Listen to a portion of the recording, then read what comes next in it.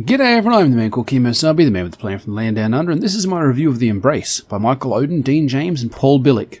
Full disclosure, these guys are people that I consider good friends, and I worked on the book as an editor. Does that mean I'll go easy on them?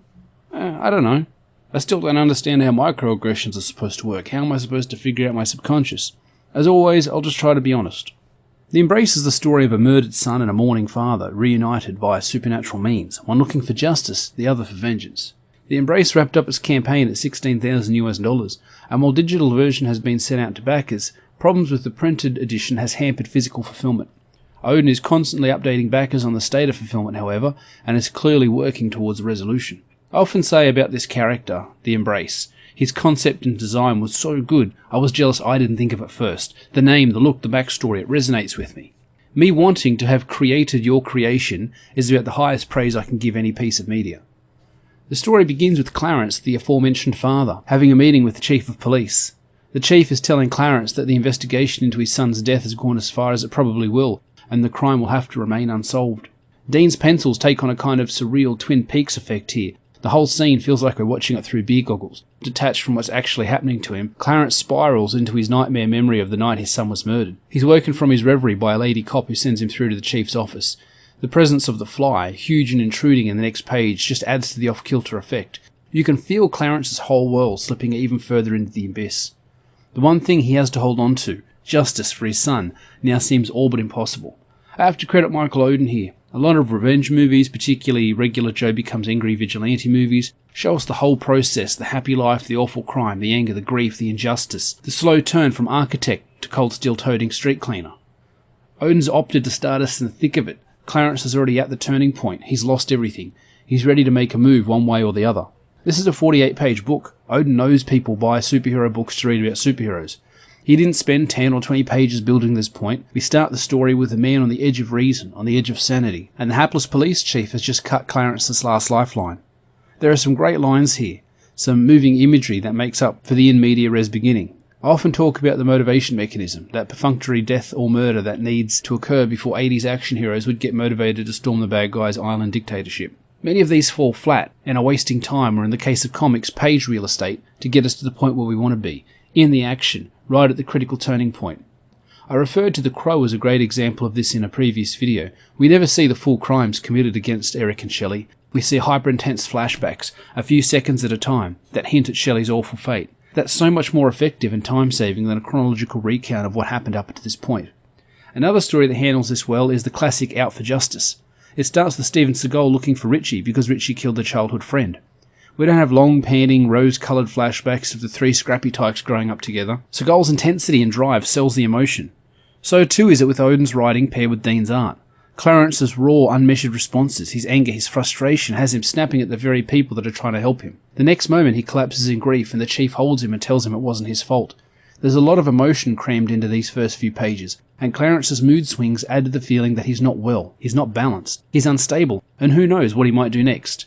The chief suspects the same and sends a patrolman to follow Clarence home and make sure he's okay. Oden then does something that you don't see a lot of anymore these days in comics. He has the radio lyrics set the scene. Alan Moore did this a few times in Top 10. It's usually hit or miss. I feel like it hits here. The longing of the lyrics just exacerbates Clarence's mindset. If you're feeling down, listening to sad songs doesn't help. Neither does drinking. Clarence visits the memorial set up on the spot David was killed.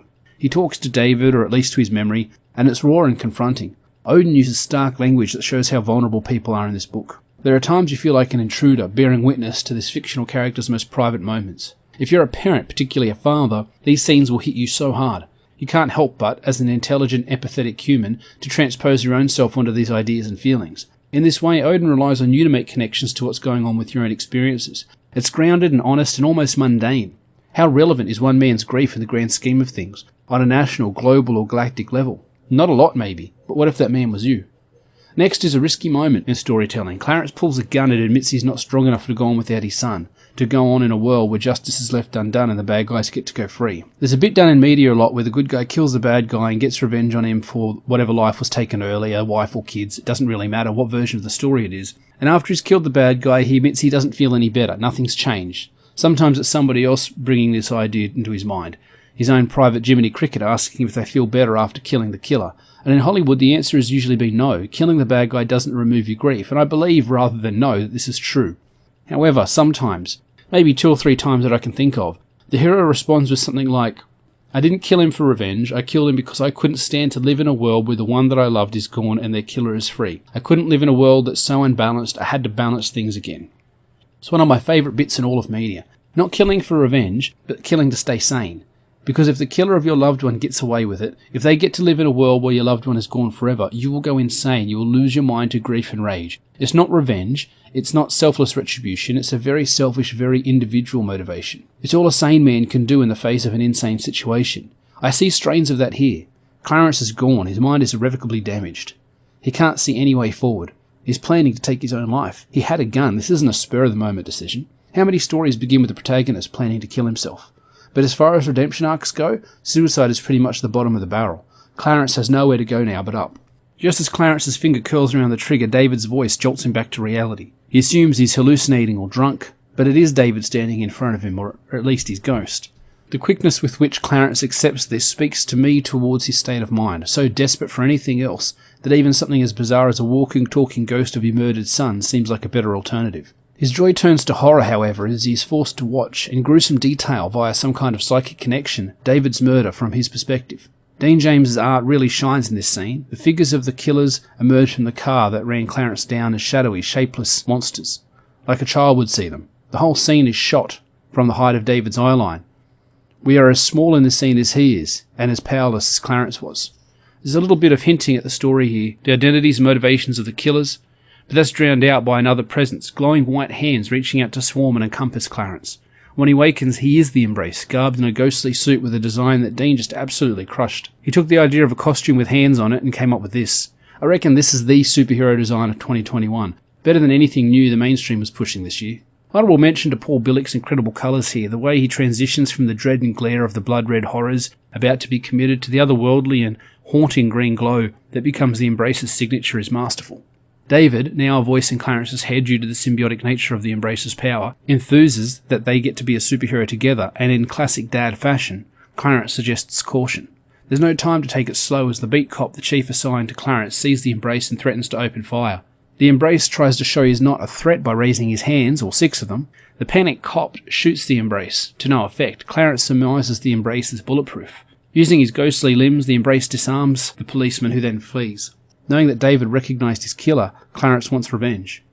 Even at this early stage, David, who seems to have an otherworldly perspective on events, after all he is the one that was killed, doesn't seem to want revenge and urges his father to be careful. As they web-swing their way across the city, they talk about how Clarence is the host body and the suit is the physical manifestation of David's ghostly form in this world, and how it's David controlling the Embrace, not Clarence. This is a very unique concept and not one I've seen done quite like this. There's elements of Firestorm's Ronnie and the Professor, but with David being a literal child, there's something different again. Father and son also reconnect over their love of classic comic books. Using David's knowledge of the killer, he's the brother of one of David's former classmates, the Embrace tracks down Miguel. Oden uses a classic setup. He lets the bad guy be a bad guy, a real scumbag who's trying to trade sexual favours for the drugs he deals. Oden is cementing this guy as a piece of shit in our minds right now, in the presence, giving us all the reason we need to cheer when he's inevitably defeated by the Embrace. The suit melds with Miguel's memories and gathers information on the other men that were there that night.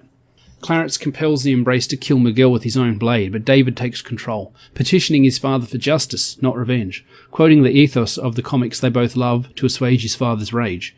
The Embrace drops Miguel off at the police station instead of killing him. David and Clarence talk about their situation. David continues to push his father to let go of his anger, saying it's hurting him from the inside. That's such a child's way of phrasing what he's saying. More great writing from Michael Oden. David panics as the sun rises. He tells Clarence he can only exist in our world at night time, a clear weakness for the hero, and hints at a set of rules that he has to follow if the father and son want to continue being a superhero together. David fades away, promising to return. Clarence falls asleep in his car, his face conveying a kind of peace for the first time since David's death. He dreams of the day David was killed, the better part of the day before it turned bad. When he wakes, the sun is setting and David arrives, ready to clean up the city. The story ends there, and then there's a letter from both the writer and the artist. Unlike the ones we get at the back of mainstream comics, it's not self-aggrandizing soapbox to berate customers over social issues or boast of personal accomplishments. It's humble thanks to anyone and everyone who bought the book. Imagine that, creators expressing gratitude rather than preaching at or browbeating the audience. How novel. There is a stinger scene, some guy with a massive forehead. I mean, Just inhumanly large, grotesque even. Sorry, but it's quite distracting. I'm a big fan of Dean James' art style, but I don't know about this character's proportions. I don't think a forehead that large is realistic in any way, shape, or form. We see one of the cops from earlier in the story, meeting with a silhouetted shape that, if the reader was paying attention to, looks like the leader of the gang that killed David. The cop says he wants out. He's happy to take the money to give the gang leader information, but he doesn't want to roll with child killers.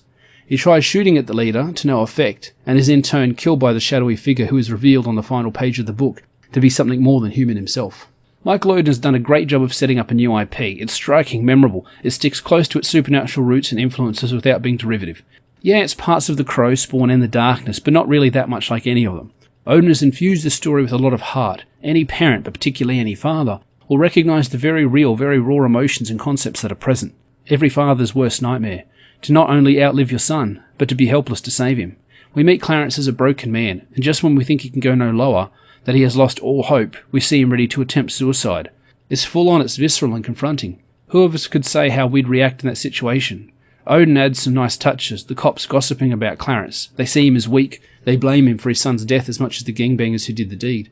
But modern man is no longer a warrior, he is a drone, a cubicle dweller.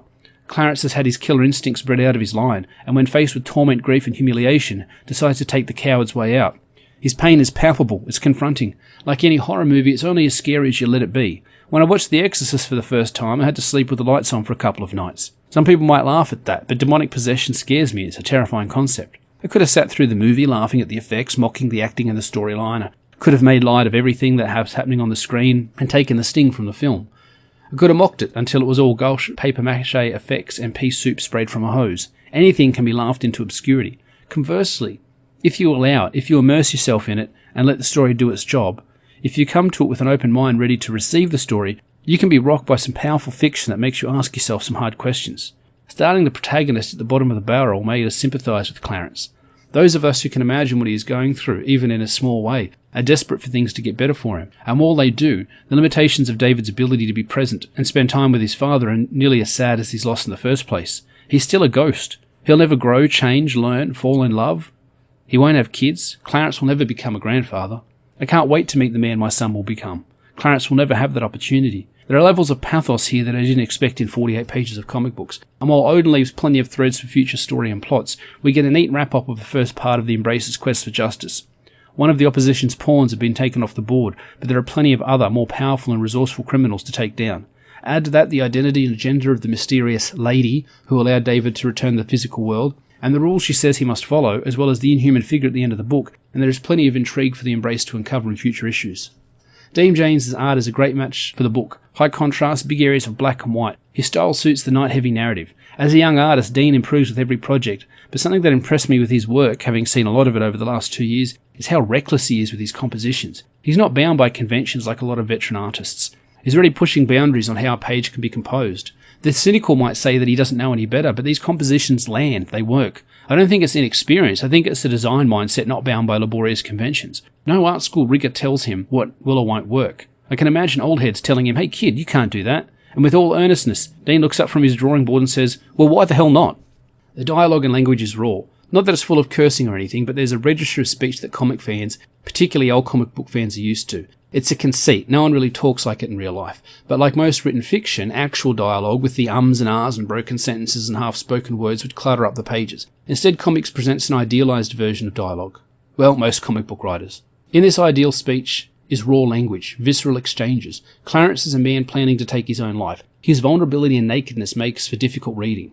He has a long way to go to become a hero. At the start of the story, he is broken and selfish, willing to throw away what his son lost. But at the same time, we can understand how he got this way. We can tell Clarence has a significant journey to go on, a transformation from suicidal burnout to a man willing to live again. We can predict that he will have to confront the idea that his son is still dead, even if he can speak to him. He has to find a new reason to live. Vengeance, we know, has a limited shelf life. It might reorient a person, but once it's complete, the lost loved ones are still lost. David's purpose is surely less about getting revenge on his killers than it is supporting his father on his redemption arc, on his return to humanity.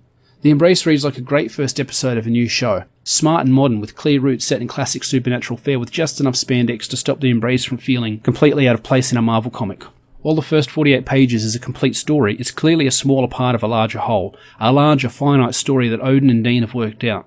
I predict it will escalate, threats will grow, and the Embrace will face obstacles that his incredible power can't overcome so easily. Obstacles of the heart and mind, obstacles that will link into the themes of the story, themes of parental responsibility, protection, vengeance versus justice, and the price we pay when we wish for the unnatural and try to play judge, jury, and executioner.